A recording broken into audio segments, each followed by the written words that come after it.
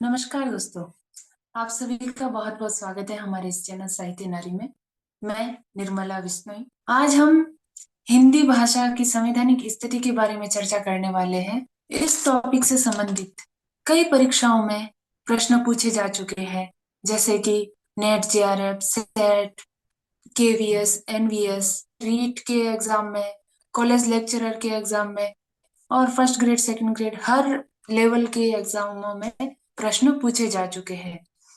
तो आज हम इस टॉपिक से संबंधित बहुत ही बारीकी से चर्चा करेंगे और साथ ही साथ अनेक प्रकार की ट्रिक्स का प्रयोग करते हुए हम इस चीज को ऐसी सरल भाषा में समझाने वाले हैं जिससे कि आपको एक साथ में देखते ही वीडियो सब कुछ समझ में भी आ जाए और याद भी हो जाए। इसीलिए इस वीडियो को शुरू से अंत तक जरूर देखिए। चैनल को सब्सक्राइब जरूर कीजिए और शेयर जरूर कीजिए। तो चलिए स्टार्ट करते हैं अपना वीडियो। राजभाषा की संवैधानिक प्रावधान। राजभाषा का संवैधानिक प्रावधान मतलब राजभाषा हमारी हिंदी है, उसके संवैधानिक प्रावधान क्या क्या है, या राजभाषा हिंदी को संविधान में कहाँ कहाँ पर जगह मिली हुई है और उसकी चर्चा किस किस जगह पर की हुई है, कौन से अनुच्छेद में, कौन से भाग में, कौन सी अनुसूची में, ये सारी चर्चाएं हम इस वीडियो में करने वाले हैं। हमारे संविधान में कुल 12 अनुसूचियां हैं, जिसमें से 8वीं अनुसूची में भाषाओं का जिक्र किया गया है और उसी में हमारी हिंदी भाषा भी एक है और कुल 22 भाषाएं हैं 8वीं अनुसूची के अंदर। तो हम आगे देखने वाले हैं कि कौन कौन सी भाषाएं 8वीं अनुसूची में है। भाग 17 में राजभाषा का उल्लेख है। संविधान के अनुच्छेद 343 से लेकर 351 तक हिंदी भाषा के बारे में बताया गया है और कहाँ कहाँ कौन सी भाषा प्रयोग में ली जाएगी इसके बारे में चर्चा की गई है, जो हम आगे विस्तार से पढ़ने वाले हैं। सबसे पहले हम देखते हैं अनुच्छेद 120। अनुच्छेद 120 जो केंद्र सरकार से संबंधित है, जिसके अंदर संसद में अंग्रेजी और हिंदी भाषा का प्रयोग किया जाएगा। यानी कि संसद में कोई भी विधेयक पारित होगा या कोई भी कानून बनता है तो हिंदी भाषा और अंग्रेजी भाषा का प्रयोग ही किया जाएगा। अनुच्छेद 210 है जो राज्य विधानमंडल से संबंधित है। यानी कि जैसे केंद्र में संसद कानून बनाती है, वहीं राज्य में राज्य विधानमंडल, जिसमें विधानसभा और विधान परिषद होता है। तो इसीलिए कहा गया है 210 अनुच्छेद में कि राज्य विधानमंडल में हिंदी भाषा के साथ साथ अंग्रेजी और राज्य की राजभाषाओं का प्रयोग किया जाएगा कानून बनाने के लिए। उसके बाद मेन इंपॉर्टेंट टॉपिक है कि संविधान में भाषा का उल्लेख कौन से भाग में किया गया है। कई बार ये प्रश्न पूछा जा चुका है परीक्षा में कि कौन से भाग में संवैधानिक भाषा का प्रयोग किया गया है या कौन से भाग में उसका उल्लेख है। तो भाग 17 में। ये भी प्रश्न पूछा जा चुका है कि भाग 17 में कितने अध्याय है। 4 अध्यायों में बांटा गया है भाग 17। प्रत्येक अध्याय में दो दो अनुच्छेद है, लेकिन सिर्फ दो में दो नहीं है, 3 है। कितने अनुच्छेद है? 3। सिर्फ दो में दो नहीं है, 3 है और बाकी प्रत्येक अध्याय में दो दो अनुच्छेद है, यानी कि कुल 9 अनुच्छेद है राजभाषा के संदर्भ में। कई बार यह भी प्रश्न पूछा जा चुका है कि कौन से अध्याय का क्या नाम है। तो ये सारी चीजें हम अच्छे से देखते हैं। देखो कि अध्याय नंबर 1 सबसे पहले आता है संघ, यानी कि संघ की भाषा से संबंधित है अध्याय नंबर 1। अनुच्छेद 343 और 344 है जो अध्याय नंबर 1 में है और संघ की भाषा के संदर्भ में बताया गया है। वहीं अध्याय नंबर 2 जो प्रादेशिक भाषा के संदर्भ में बताया गया है।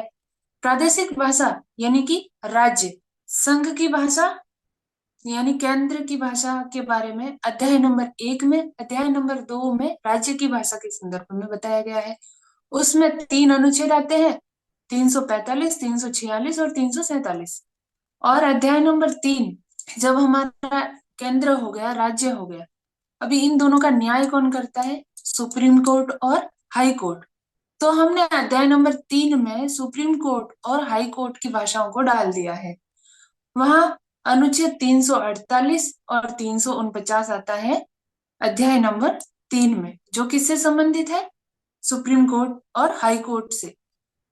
आगे हम इसका पूरा विस्तार से वर्णन करने वाले हैं कि प्रत्येक अनुच्छेद में क्या क्या बात कही गई है। और अध्याय नंबर 4 में विशेष निर्देश दिए गए हैं। हमने तीनों की बात की, अभी तीनों को विशेष निर्देश भी तो देने पड़ेंगे, इसीलिए वो हमने अध्याय नंबर 4 में डाल दिए हैं, जो अनुच्छेद 350 और 351 की बात है। अध्याय नंबर 1 के बारे में चर्चा करते हैं। अध्याय नंबर 1, जिसमें संघ की भाषा के बारे में बताया गया था, अनुच्छेद 343 का 1, ये कई बार इसी को पूछा जा चुका है, तो ध्यान से देखो आप। 343 एक बात करता है कि संघ यानी केंद्र की राजभाषा जो है वो हिंदी होगी, और लिपि, लिपि यानी कि लिखने का तरीका, और हिंदी की लिपि जो है देवनागरी लिपि है, जो संविधान के अनुच्छेद 343 एक में मान्य की गई है। वहीं 343 दो में क्या कहा गया है कि संविधान के प्रारंभ से 15 वर्ष तक हिंदी के साथ साथ अंग्रेजी भाषा का प्रयोग किया जाएगा। यानी कि जब हमारा संविधान लागू हुआ था, यानी कि 1949 में, तब से लेकर 15 वर्ष तक हिंदी के साथ साथ में अंग्रेजी का प्रयोग किया जाएगा, क्योंकि पहले जो भी कानून बनते थे सब अंग्रेजी भाषा में बनते थे, और हिंदी को साथ देने के लिए कुछ समय तक अंग्रेजी भाषा का भी प्रयोग किया जाए, इसीलिए 15 वर्ष फिक्स कर दिए थे कि 15 वर्ष तक अंग्रेजी भाषा का प्रयोग होगा हिंदी के साथ साथ में। ये अनुच्छेद 343 दो में बताया गया, लेकिन वर्तमान में तो अंग्रेजी और हिंदी दोनों ही साथ चल रहे हैं। तो ये बात आपको समझ में आ गई कि अनुच्छेद 343 एक में क्या बताया गया है कि संघ की राजभाषा हिंदी होगी और लिपि देवनागरी होगी, और 2 में बताया गया है कि संविधान के प्रारंभ से 15 वर्ष तक हिंदी के साथ साथ में अंग्रेजी भाषा का प्रयोग होगा। वही अनुच्छेद 344 में राजभाषा आयोग के बारे में बताया गया है। राजभाषा आयोग यानी कि राजभाषा के संबंध में अनेक प्रकार के संयोजन करने के लिए एक आयोग की जरूरत पड़ी, तो इसीलिए 344 में राजभाषा आयोग का गठन किया गया। 1955 में राजभाषा आयोग का गठन किया गया था बीजी खेर की अध्यक्षता में। कई बार प्रश्न आ चुका है परीक्षा में, ध्यान रखिए। 1955 में जब राजभाषा आयोग का गठन हुआ था, तो हिंदी का प्रतिनिधित्व है वो आचार्य हजारी प्रसाद द्विवेदी ने किया था। वर्तमान में 8वीं अनुसूची में 22 भाषाएं हैं, इसीलिए राजभाषा आयोग का प्रतिनिधित्व 22 प्रतिनिधि करते हैं। वहीं राजभाषा आयोग का मुख्य कार्य होता है, राजभाषा से संबंधित कोई भी कानून बनाया जाए तो वो राष्ट्रपति को सलाह देगा, या फिर राष्ट्रपति कभी भी राजभाषा से संबंधित कोई भी चेंजेस करना चाहे तो उसको राजभाषा आयोग से सलाह मशवरा करना पड़ेगा। अभी हम आगे चलते हैं। अनुच्छेद 345, अनुच्छेद 345 अध्याय 2 में आ जाता है, और अध्याय 2 है जो प्रादेशिक भाषाओं से संबंधित है। इसीलिए अनुच्छेद 345 कहता है कि राज्य की विधायिका में भाषा प्रयोग की छूट, अर्थात राज्य की विधायिका में कानून बनाने के लिए राज्य की राजभाषा और हिंदी तथा अंग्रेजी भाषा का प्रयोग किया जाएगा। अनुच्छेद 346 में पत्र व्यवहार से संबंधित बातें की गई है। अनुच्छेद 346 का मतलब है कि राज्य दूसरे राज्य से या फिर एक राज्य केंद्र सरकार से अपने आपसी संबंधों का पत्र के आधार पर वो चर्चा करता है, तो उसकी भाषा कौन सी होगी, इस बारे में चर्चा अनुच्छेद 346 में की गई है। अनुच्छेद 347 है, जनता की मांग के आधार पर क्षेत्रीय भाषा को राष्ट्रपति शासकीय भाषा के रूप में मान्यता दे सकता है। कौन से अनुच्छेद में है? अनुच्छेद 347। 45, 46 और 47 तीनों अनुच्छेद राज्य से संबंधित है। 45 अनुच्छेद बात करता है कि राज्य की विधायिका में कौन सी भाषा का प्रयोग होगा, और 46 बात करता है कि एक राज्य दूसरे राज्य से संपर्क करने के लिए या पत्र व्यवहार करने के लिए या राज्य केंद्र सरकार से पत्र व्यवहार करने के लिए कौन सी भाषा का प्रयोग करेगा। और 347 कहता है कि एक विशेष क्षेत्र की भाषा जनता की मांग के आधार पर राष्ट्रपति उसको राजभाषा के रूप में मान्यता दे सकता है। अभी हम आते हैं अध्याय नंबर 3 पर।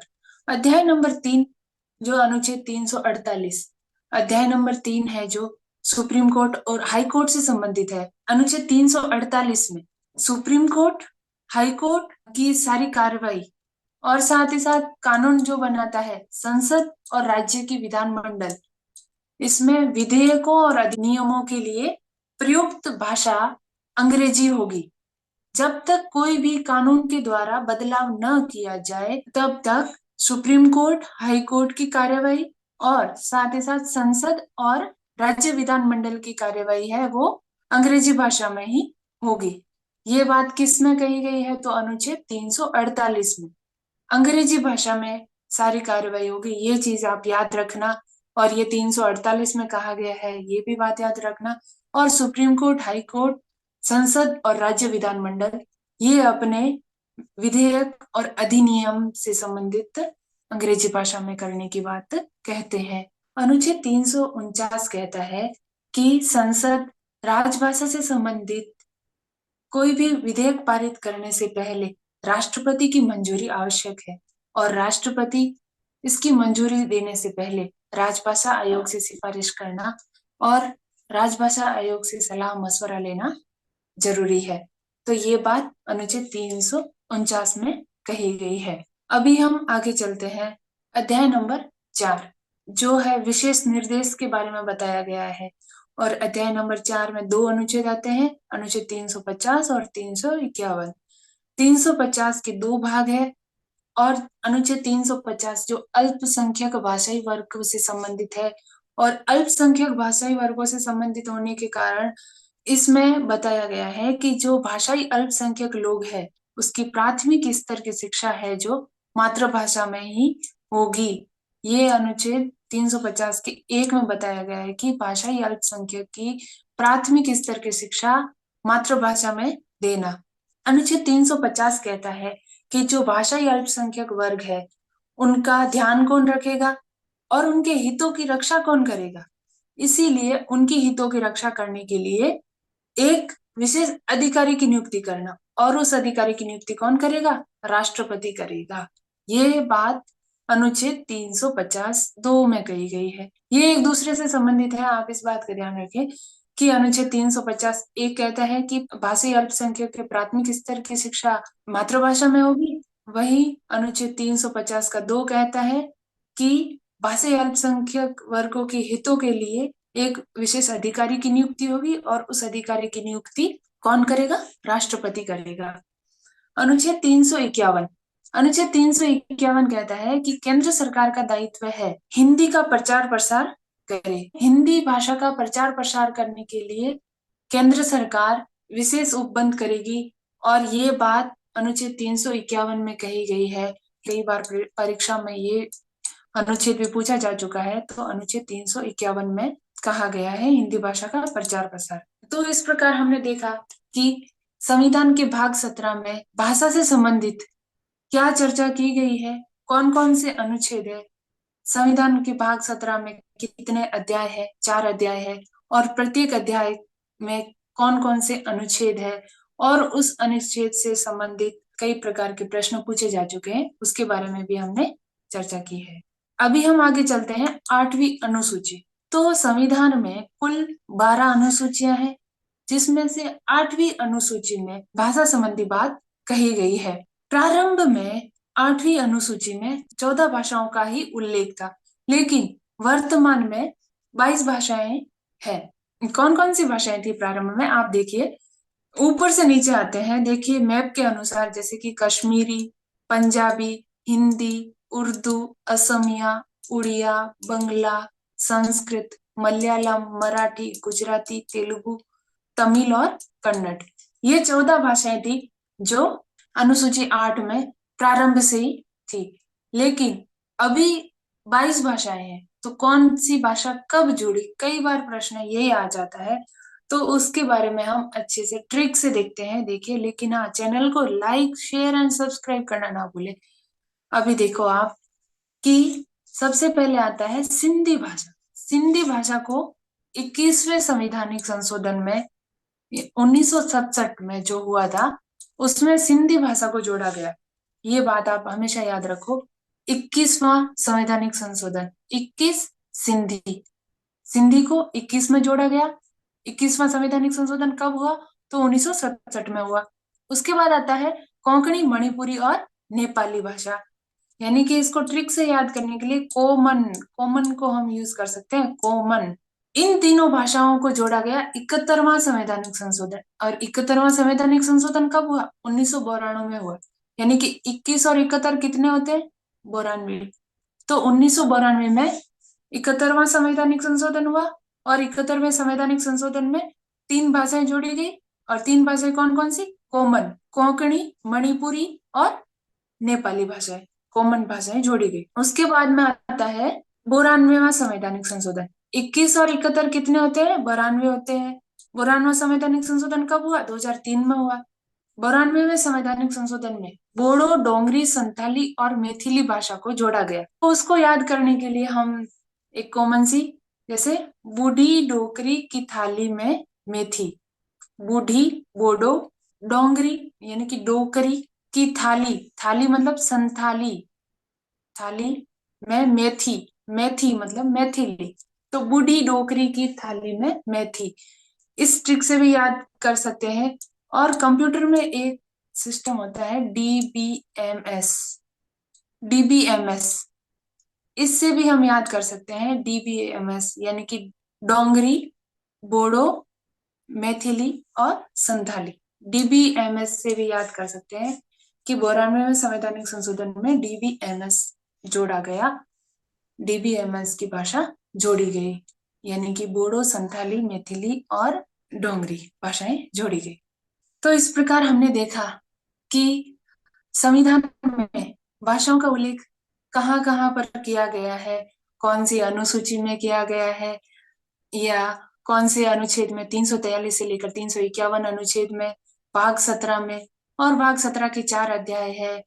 प्रत्येक अध्यायों का अलग अलग हमने प्रत्येक अध्यायों पर अलग अलग हमने चर्चा की। और कौन सी भाषाएं कब जोड़ी गई, संवैधानिक संशोधन में जोड़ी गई, इस प्रकार की चर्चा हमने इस वीडियो में की है। अगर आपको ये वीडियो पसंद आए तो वीडियो को लाइक, शेयर एंड सब्सक्राइब जरूर करें। और इसी प्रकार के हम बहुत ही महत्वपूर्ण वीडियो आगे भी लाते रहेंगे। और हमारे चैनल से बने रहने के लिए हमारे चैनल को लाइक, शेयर एंड सब्सक्राइब जरूर करें। फिर मिलते हैं नेक्स्ट वीडियो में, तब तक के लिए धन्यवाद।